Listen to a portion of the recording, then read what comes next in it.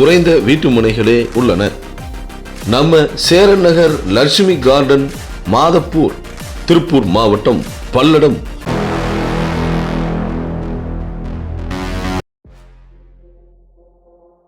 சேலத்தில் சமீபமாக பணம் மோசடி புகார்கள் தொடர்ச்சியாக அதிகரித்த வண்ணமே உள்ளன. கடந்த பல மாதங்களுக்கு முன்பு சேலம் அம்மாபேட்டையில் சுமார் 300 கோடி ரூபாய் அளவிற்கு பணம் மோசடி புகார் நடைபெற்று அந்த சுவடு இன்னும் அடங்காத சூழலில் தற்பொழுது மீண்டும் தலை தூக்கியுள்ளது பண மோசடி புகார்.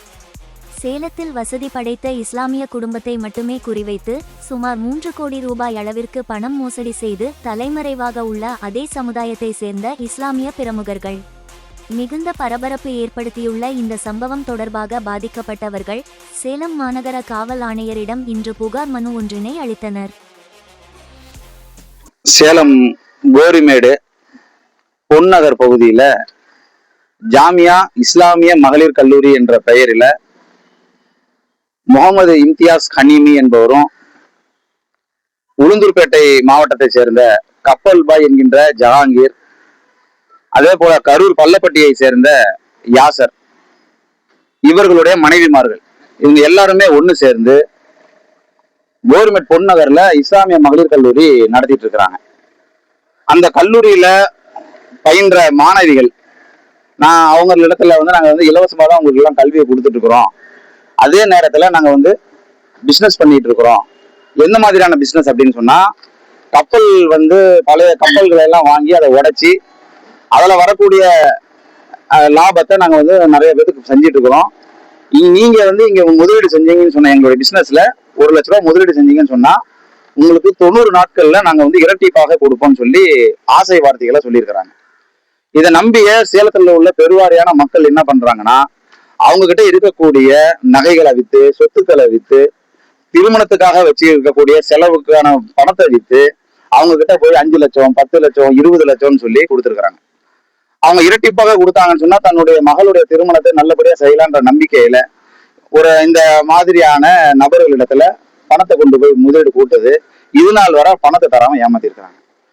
அவங்க கிட்ட போய் பணத்தை திருப்பி கொடுங்கன்னு கேட்டா, இன்னைக்கு தரேன், நாளைக்கு தரேன்னு சொல்லி கடந்த 6 மாதமாக சில பேர் 1 வருஷமெல்லாம் பணம் கொடுத்துட்டு ஏமாந்து நீங்க நின்றுட்டு இருக்கிறாங்க. அவங்க கிட்ட அவங்க தொடர்ச்சியான பொய்களை சொல்லிட்டு அவங்களுடைய மனைவிமார்களை வச்சு நேரத்தை வாங்கி இன்னும் காலத்தை கடத்திட்டு தான் இருக்கிறாங்களே தவிர இதுவரையிலையும் யாருமே 1 ரூபா வாங்கவே இல்லை. ஆனா அந்த அரபிக் கல்லூரியில போய் நாங்க போய் நேரடியாக அங்க பார்த்த போது போர்டு இருக்கு, அந்த கல்லூரி இருக்கு, அதுக்கான வாடகை அந்த உரிமையாளர் வாங்கிட்டு இருக்கிறார். அவங்க எங்க இருக்கிறாங்க நீங்க கொஞ்சம் சொல்லுங்க, பாதிக்கப்பட்டவங்க நாங்கெல்லாம் வந்திருக்கிறோம், உதவி பண்ணுங்கன்னும் போது அவங்க அதை சொல்ல மறுக்கிறாங்க. ஆனா வாடகை மட்டும் மாசம் ஆனா சரியா அவங்க வாடகை வாங்கிட்டு இருக்கிறாங்க. இன்னைக்கு வரைக்கும் அந்த கல்லூரி நடந்துட்டு இருக்குன்ற பேர்ல இன்னும் மோசடி அவங்க செஞ்சுட்டு தான் இருக்கிறாங்க. இதுக்கு உரிய நடவடிக்கை எடுக்கிறதுக்காக இன்னைக்கு நாங்க கமிஷனரை பார்த்தோம். கிட்டத்தட்ட 2,85,00,000 ரூபா, 3 கோடி ரூபாய் ஏமாத்தி இருக்கிறாங்க. இங்க மட்டும் இன்னும் எத்தனை கோடி எங்கெங்கெல்லாம் ஏமாத்திருக்காங்கன்றது தெரியாது.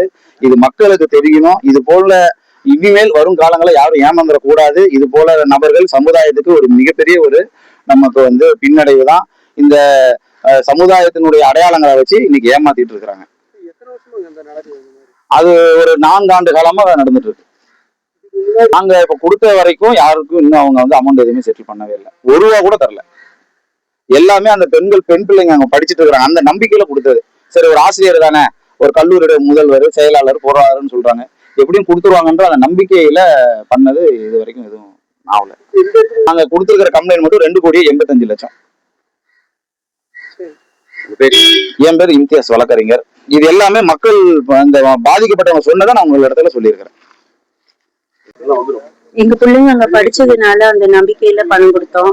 பிள்ளைங்க கல்யாண வயசு ஆயிடுச்சு, அந்த கல்யாணத்துக்கு செலவுக்காக கொடுத்தோம். இப்ப என்ன பண்றதுன்னு தெரியாம நின்றுட்டு இருக்கோம். கல்யாணத்துக்கு ரெடி ஆயிட்டாங்க, ஆனா பணம் எதுவும் வரல. வரும் ஒவ்வொரு நாளும் மெசேஜ் பண்ணிட்டு தான் இருக்கிறாங்க, ஆனா இதுவரை எந்த பணமும் வரல. அங்க ஆலிமா BA படிக்கிறதுன்னு சொல்லி போனாங்க. BA அப்ளை பண்ணாங்க, ஆனா எதுவும் படிக்க வைக்கல. ஆலிமாவும் சும்மா 1 வருஷம் மட்டும் நடத்தினாங்க, மற்ற நாள் சும்மா தான் அங்க இருந்தாங்க. அப்புறம் அங்க சில பேர் போய் பணம் வாங்கினாங்க, பிரச்சனை பண்ணனால அதை மூடிட்டு வீட்டுக்கு அனுப்பிச்சிட்டாங்க. 1 வாரத்துல வந்துருவோம், 10 நாள்ல வந்துருவோம் அப்புறம் படிக்க வச்சுருவோம், எப்படியும் நாங்கள் டிகிரி வாங்கி கொடுத்துருவோம் அப்படின்னாங்க. அந்த நம்பிக்கையில் தான் பணமும் கொடுத்தோம். பிள்ளைங்க அங்கே இருக்காங்க, எங்கே ஏமாற்றிட்டு ஓட மாட்டாங்கன்னு நம்பிக்கையில் தான் கொடுத்தோம். ஆனால் இது வரைக்கும் எதுவும் ஒரு ரூபாயும் வரல. இப்போ பிள்ளைங்க கல்யாணத்துக்கு என்ன பண்ணுறதுன்னு தெரியல. அந்த நிலைமையில தான் நிற்கிறோம். யார்கிட்ட கொடுத்தீங்க பேர்? அவர் இம்தியாஸ் அவர்கிட்ட கொடுத்தோம். கூட யாசர் இருந்தாங்க, ஒரு பேப்பரில் சைன் பண்ணி கொடுத்தாங்க. அதுக்கப்புறம் மற்றதெல்லாம் வந்து நாங்கள் பிள்ளைங்களுக்கு சேர்த்து வச்ச நகையெல்லாம் கொடுத்தோம். அதெல்லாம் விற்று கொடுத்தது. அதுக்கெல்லாம் வந்து எந்த ப்ரூஃப் கொடுக்குறதுனே எங்களுக்கு தெரியல. நகைக்கெல்லாம் கொஞ்சம் கொஞ்சமாக சேர்த்து வச்ச காயின் இப்போ விற்கிற விலைக்கு அதெல்லாம் எங்களால் திரும்பி வாங்கக்கூட முடியாது. அவங்க கொடுத்த அமௌண்ட்டை கொடுத்தா கூட வாங்க முடியாது. அந்த நிலைமையில் இருக்கிறோம். நாங்கள் கொடுக்கும் போது கம்மியாக தான் இருந்துச்சு. இப்போ இவ்வளோ நீங்கள் எத்தனை வருஷமாக கொடுத்துட்ருக்கீங்க பணம்? ஒரு தடவை தான் கொடுத்தோம். 6 மாதத்துக்கு முன்னாடி தான் கொடுத்தோம். எவ்வளோமா கொடுத்தீங்க நீங்கள்? நாங்கள் 20 லட்சம் கொடுத்துருக்கோம். சரி, உங்கள் பேர்? ஜபீன்.